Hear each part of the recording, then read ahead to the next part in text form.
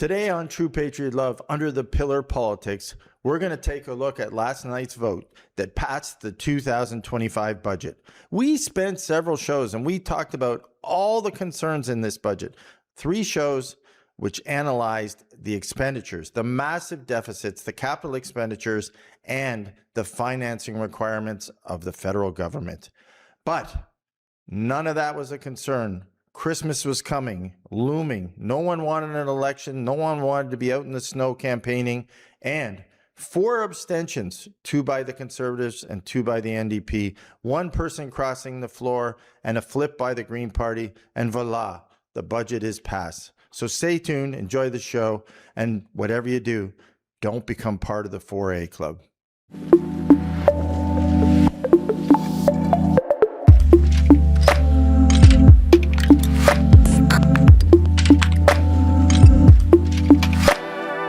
Today on True Patriot Love, Under the Pillar Politics, I have Mike Wixson with me, and we're going to talk about last night's vote, the confidence vote that actually passed the budget. So, Mike, it passed. Unreal. What a circus. It was. You know, Kabuki theater, as I call it. It was fun to watch. Yeah. Because, they were coming in and out. They were running. They made it sound, they took the vote to 6:45, right? Oh, man, right up against the news. So we all went home, we ate dinner, we got to the TV, and we watched them all stand up and sit down. We had to... What an interesting process. Now, if you're like me, you're not exactly addicted to CPAC. No. It is like watching paint dry. But yesterday was interesting. You raised a good point. It was very... theatrical. Yes. They're killing time in there with their backbenchers out there giving their campaigns from what sounds like they're campaigning for next election. And like you say, it went right up to the wire. However, the process of voting, I've been in the studio when an MP has had to vote. I've been in Ottawa when they do the vote, but watching the technology up against the in-house group voting. Oh, yeah. What a silly process, man. And I'm not sure who piped up at one point from the Conservative Party from the far north, but they had an agenda. And the question was, did you have a technical problem?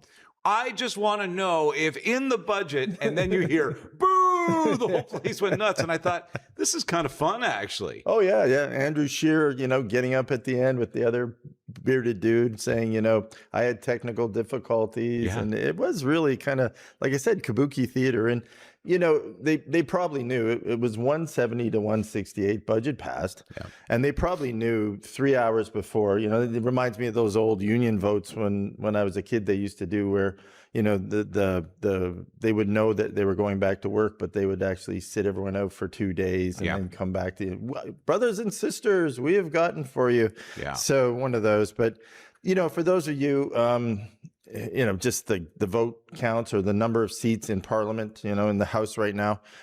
So 343 seats.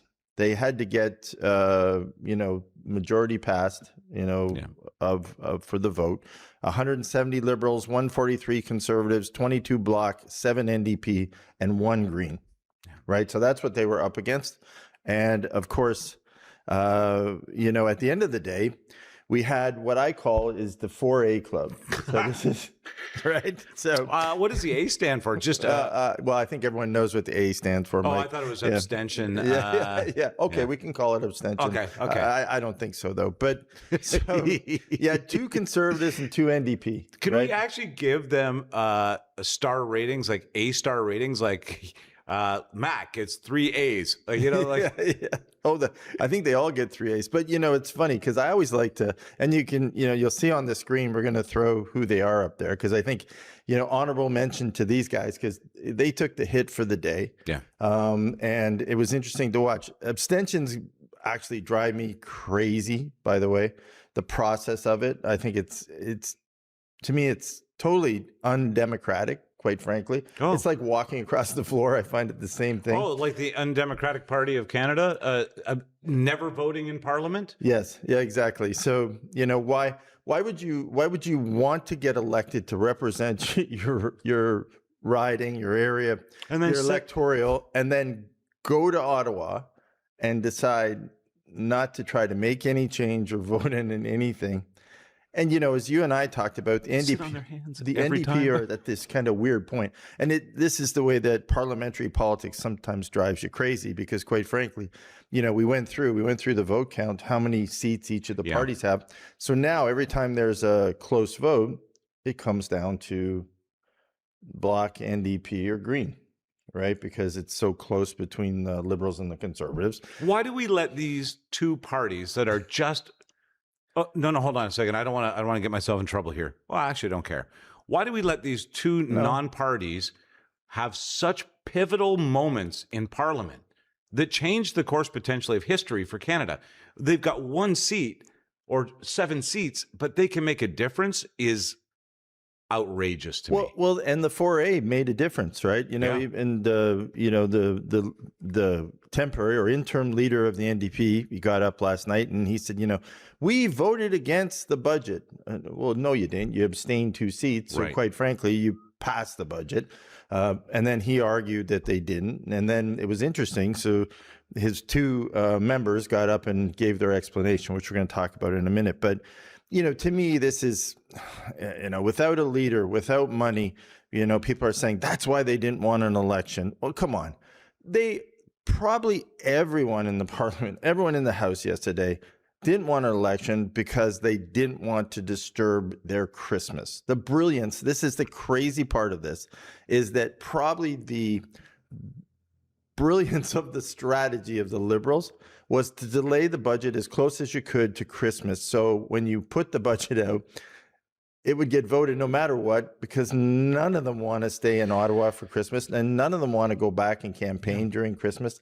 So quite frankly, the brilliance of this is you actually produced the budget 9 months late. You produced it right before Christmas time, knowing the candidates wouldn't want to go outdoors to canvass people. No, I honestly, I think if these 4 people had showed up and voted against the budget, someone else from the Bloc or the Conservatives would have stood up and killed it. No, I'm going to Naples, Florida. Hey, I've already booked my vacation. We're not doing this. Well, we have one Conservative who's missing in action. Yeah, that was who abstained because she had dental surgery. Now, we're going to talk about that in a minute, but I remember in politics, you know, when we read in our history books when we were kids about politics, there were politicians who used to come to the legislature with wood teeth, right? And now, because we had dental surgery, we can't vote from home. Well, I mean, emergency dental surgery, I guess I could understand, but anything that you really need to do leading up to the budget maybe should be rescheduled up to that vote. So that one actually just felt lazy to me. I hate to say it, or really well planned. Yeah, I think it was well planned, but let's jump in because I want to go through this. Yeah. So tell me who these people are. Who are the 4As, and let's find out, right? So first one, Matt Genereux. So this was the one where he was going to walk across, and then I guess he went into the fetal position. And you'll show on the screen, I love it because we have him throwing up the peace sign, right? Yeah. You know, peace out. Yeah. So 44-year-old guy, right? You know, he probably didn't like what was going on. He does look like a squeaky clean youth pastor. He does look like a legitimate West Coast conservative. Edmonton Riverbend, right? Yeah. That's where he's from. And it was a guy who actually in the last election narrowly got in, right? He got in by 3,000 votes over the Liberal. He eked it out. But the interesting thing, when they readjusted the riding boundaries, he's been in ever since 2012. So he's been riding the train a long time. Oh, okay. So he's not, I thought he was a new guy. Quite frankly, he's not. So, you know, he had a very active riding area. At 75% of the people turned out to vote. Yeah, a lot of turnout. Basically, there's 85,000 in his area. And so he got, you know, barely made it on this last round. He started out, when he started back in 2012, he was crushing the election. So he went from like 50% in the lead. Every year that every election, 2021, it was closer, and now 2025, really close. Well, so this last election was really close. 3,000 votes roughly made the difference here, right? Yeah. So he got, like, you can see the opposition, the Liberals gaining on him, starting to push against him. So you know, I guess he had reservations. Then I guess at the last minute, When he went to walk across, he went, oops, I can't do that. And then went into the fetal position and abstained, right? So we just disappeared. And the funny thing about this I one, would love the camera to pan to him, and he's just yeah. What do you do? Let's think about it. You live in Edmonton, right? yeah. So think about his circumstance. You're living in Edmonton. It's a tough that whole town is you in a walk rough across the floor in Edmonton. Yeah, you got to be. You can't go home. You got to move. Yeah, right, because that's not in safe. fact, many of the betrayals that happened over this budget, I think will make it tough for these people to go back to their ridings. Oh yeah, we're going to talk about Chris at the end, right? Yeah. Like he's getting booed in church. Yeah. So, that's sort of the results you have to deal with. That doesn't even happen in Philadelphia, man. Oh, I'm sure it does. Okay, probably sure does. It does. Okay, Shannon Stubbs, right? So another interesting one. So Shannon, this is the one that had the jaw surgery or the dental surgery that we heard about. So she actually has been around for a while. Disappeared on this one, but quite frankly, Lakehead or Lakeland, is where she's from. And the interesting thing, which I'm going to go back to these two conservatives. The two conservatives, when I looked into them, are career politicians. So these aren't people that have worked before. Then when you look at their resume, you don't find anything on their resume with respect to entrepreneurial. Yeah. Never had a job, maybe a high school job. Right. But they never came out of any, like this lady, quite frankly, she worked in Preston Manning's office. Yeah, I saw that. Yeah, which is kind of odd that she did this, right? It's really kind of weird that she would have kind of turncoated and abstained from the vote, right? Well, she was in two offices previously, employed.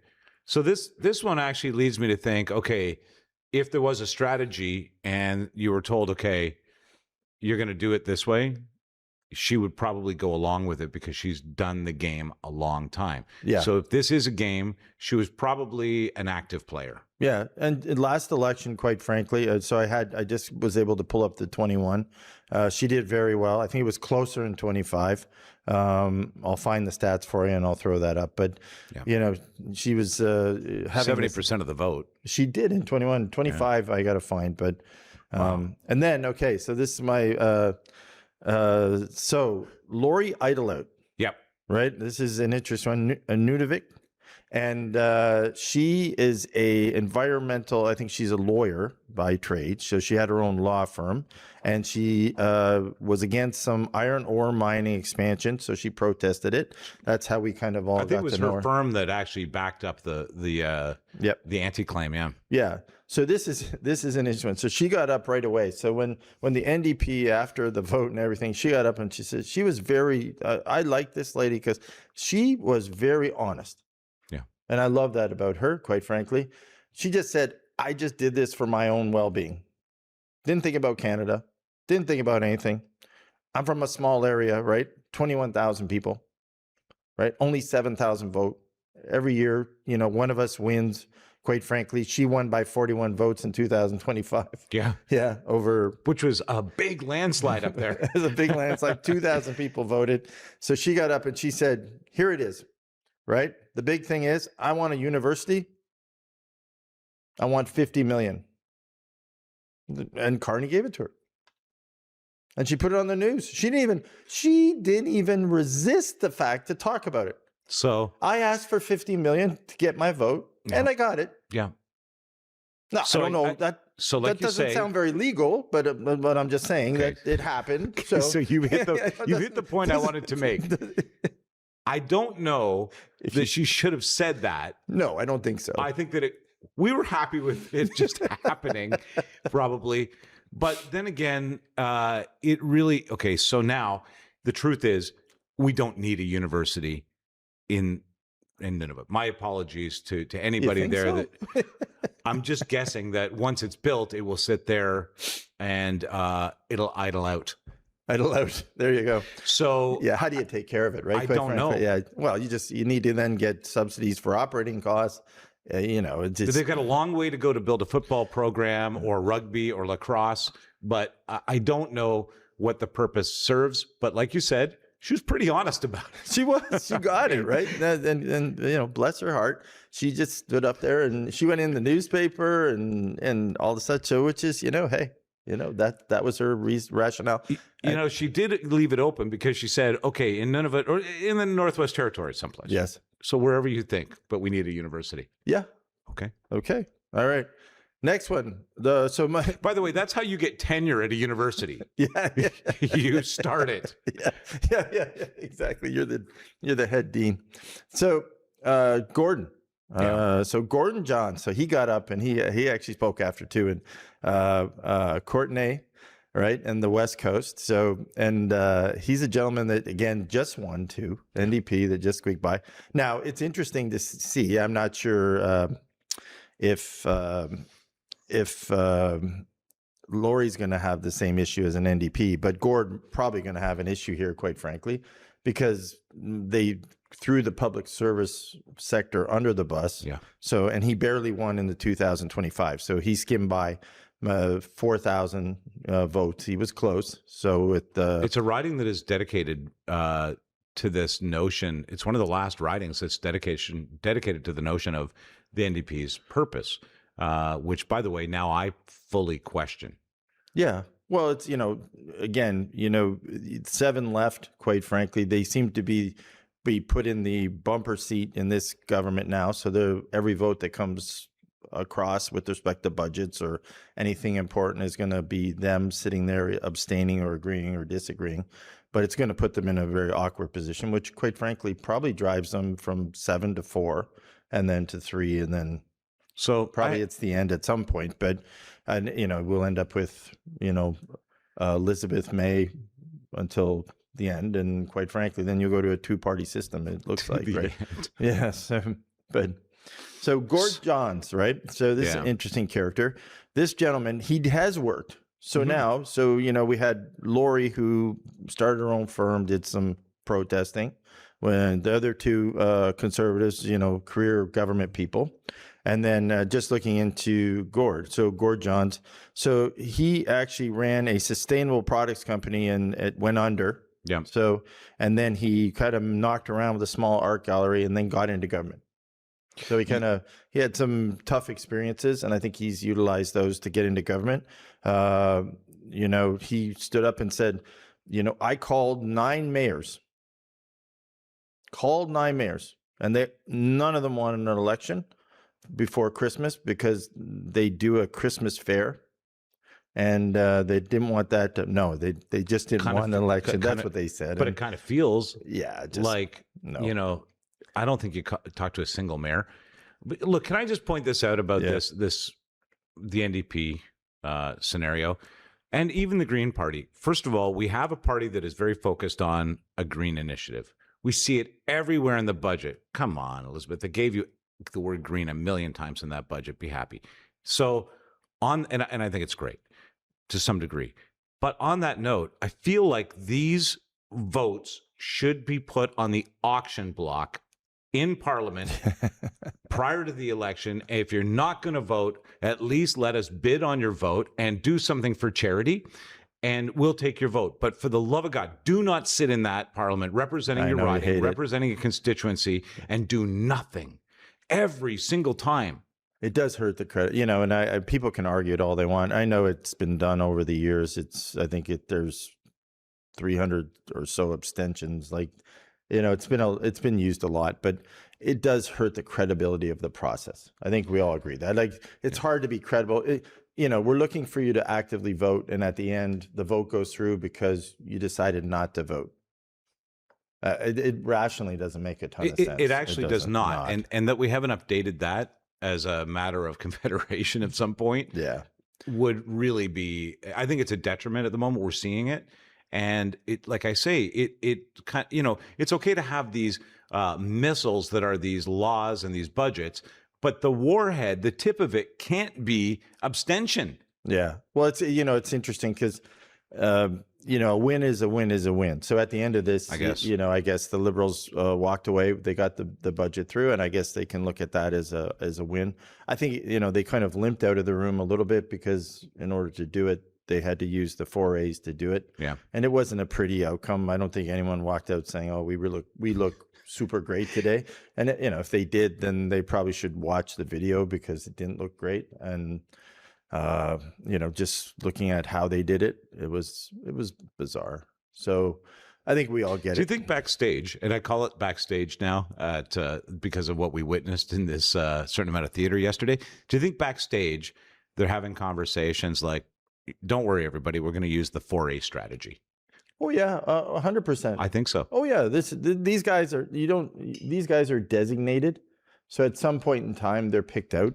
They're either their riding votes are too close, or they're about to pension out or something. They're definitely having that conversation, and this was all put up, and so that kind of came to a conclusion. Gord. So I don't want to forget, because this is actually, so Gord Johns. So he's actually interesting because in his small paper, the Kuching Gazette, Lake Kuching. So sorry if I messed that up. So he came Easy out for you to say. and he said, I'm voting for this, quite frankly. Now, on the day of, he actually kind of changed his tune. So yesterday he changed it and said, I talked to all the mayors and then no one won an election.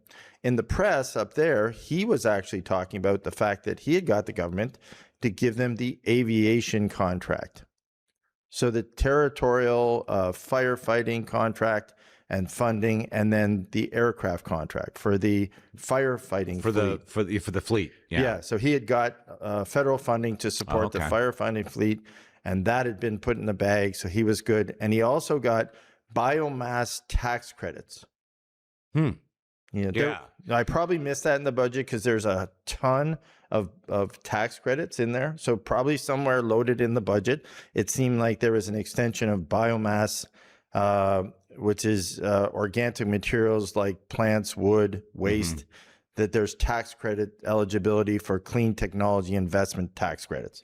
Okay. So this is one of those programs that was in the Trudeau area, seemed to get carried forward. It probably was in jeopardy. He got it extended on, and he got the firefighting fleet. I was going to ask you, he was probably already participating in that budget at the time on the biomass project front. That was in effect. He just didn't want it to go away. Yeah. So, that was a negotiating point. Right. Okay. So he said, that behind the scenes in the press up there, what he's telling us last night and what he was saying in the press, that's what he's saying in the press. And that was reported in the Gazette, and he was quoted in it. So he found his piece of the budget, and quite frankly, he was happy, and he went moving on. Cowichan Gazette? There you go. You're better. I don't know. You're better. I don't know. Okay. So now that 4 A's are done. Now we're just going to get to the A's, right? So Elizabeth, okay, and the video. So we have a short clip that we're going to play, and quite frankly, we don't have to, we'll play it inside the video, and then you can watch it. But when you watch the video, we're also going to put up the long version. Yep. And this is Vashi from CTV, and she's actually interviewing Elizabeth May. And you got to watch this video because it is the strangest video, where she talks about the fact that she voted because she got the word from the prime minister, who she trusts implicitly, that he's going to follow the Paris Accord. But at the end of the video, if you watch the full video, she does come out after Vashi asks her several times and say she didn't get anything in writing. Right. She has no firm commitment. She ran out of time negotiating, and they wouldn't give her anything. So the only thing she voted on, I don't know if we can find the clip, we'll put it in here. The only thing this lady voted on was the prime minister got up and said that the environmental measures were in the budget.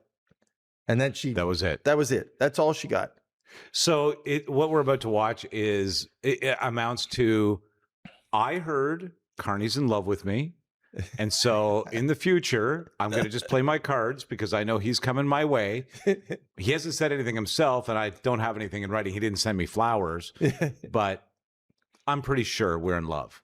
Yeah. That's what it feels like. There's no guarantees here. She just threw a vote. No. And then quite frankly, now, she seems like a very nice lady, but this clip is a little crackers. What is substantial about his commitment? And I ask because I think you would be the first outside of this circumstance to say words are not the same as actions. Prime Minister did not attend COP. They rolled back the consumer carbon tax. They intend to roll back the emissions cap. They have paused the EV mandate. They are the biggest champion at the moment, from a verbal perspective at least, of fossil fuel development. Like, what in that scenario adds up to actually doing what the Prime Minister told you today he would do? Respect for the Prime Minister and his office, and respect for the idea that one who goes onto the floor of the House of Commons on a day as portentous as today, as historic as today, and says clearly, we will reach our targets, and they are a commitment of this government. I have to move. Believe? Yes, because I've never heard the Prime Minister say something that he didn't intend to deliver on, which is why it made me very nervous. He wouldn't say out loud, I'm committed to the Paris Agreement targets. Now I know that he has said so in a moment of consequence. I respect him. I've known him since he was governor of the Bank of Canada. I can't think that anyone would say about Mark Carney, the guy says one thing and does another. I've never heard that said about him. You know, I took a look. I went and took a look at the 2025 vote, for the Gulf Islands, where she's from in BC. And she's very close. So it's her lead is the Liberals are actually gaining on her. Right. So, I don't know how much she's 71 years old. I don't know how long or how much longer she's going to be in politics. Well, it feels like the party itself is a little in shambles, as it has been, I think, before. But they eliminated her co-president or Well, they had a co-leader for a while, Jonathan Pednol. Is he gone now? So she's serving solely now, I think. Oh, okay. Yeah, because he resigned. So she's kind of on her own. Remember they used to stand up together before? Yeah. As kind of co-leaders. He seemed like a good dude, actually. Yeah. And so, but anyways, it was very interesting. But for those of you who have a few minutes and you want to watch, it's got a number of odd statements in the clip.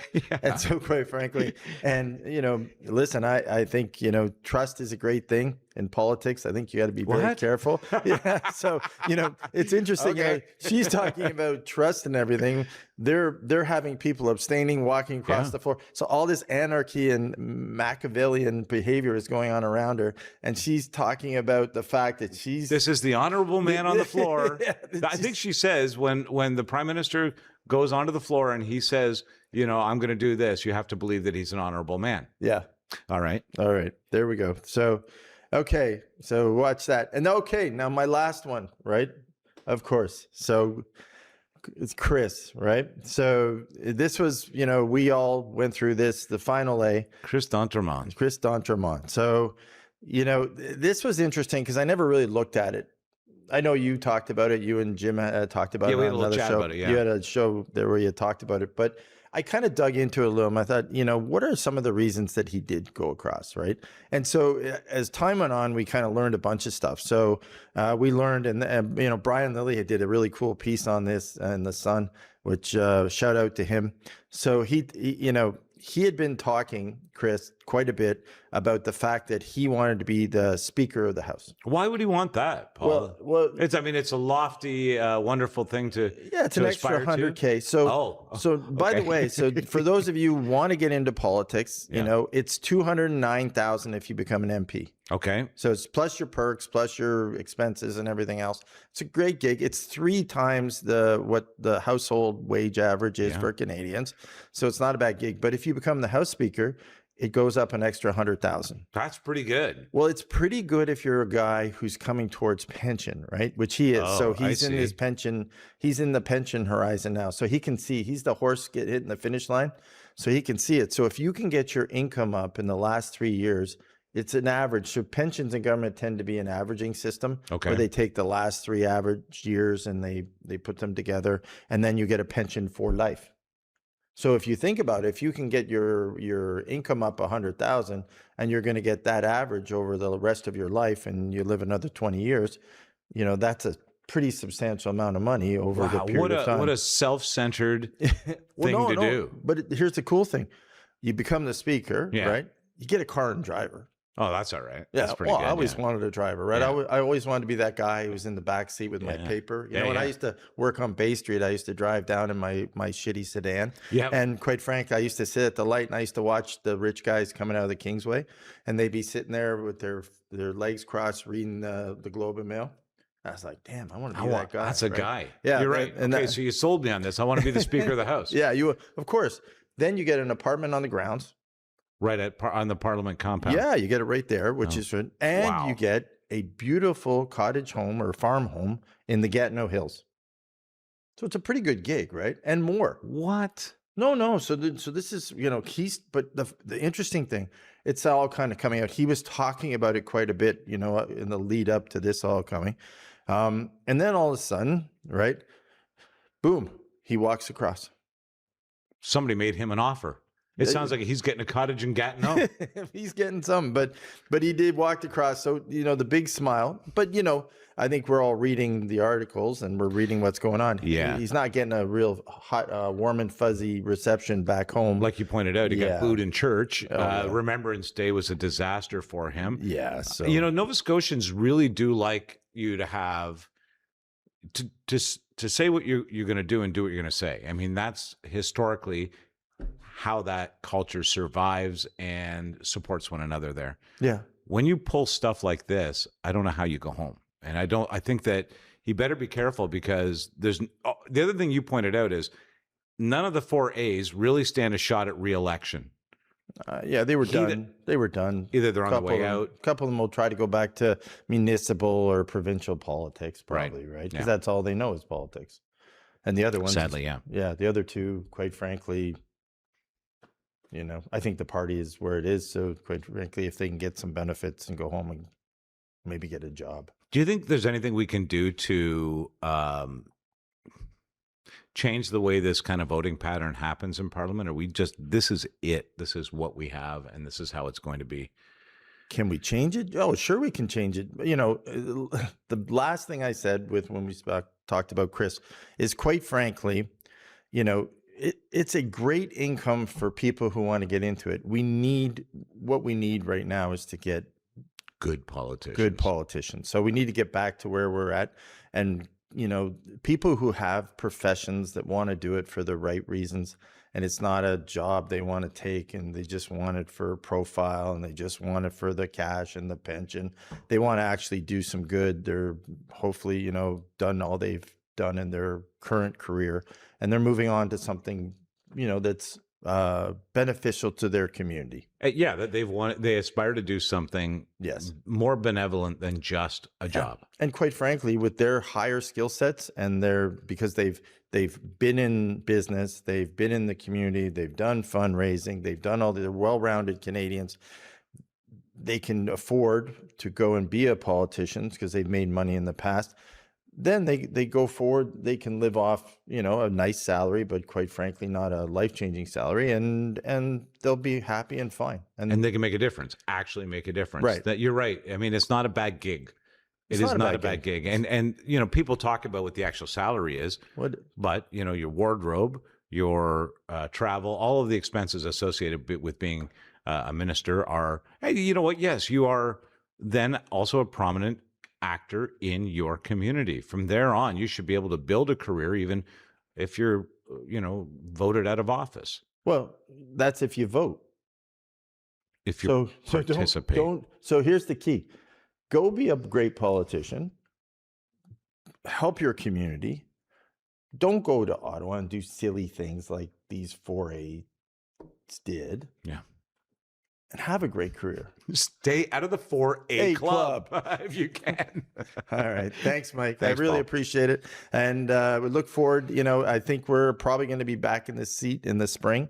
Now, let's hope budget is on time and we don't go to a point in time again where we actually try to pass a budget close to Christmas, because we all know no one wants to be having an election around Christmas. It's just not important enough, Paul. No, it's not. Thanks, everyone. Thank you. Subscribe, and we hope to see you soon.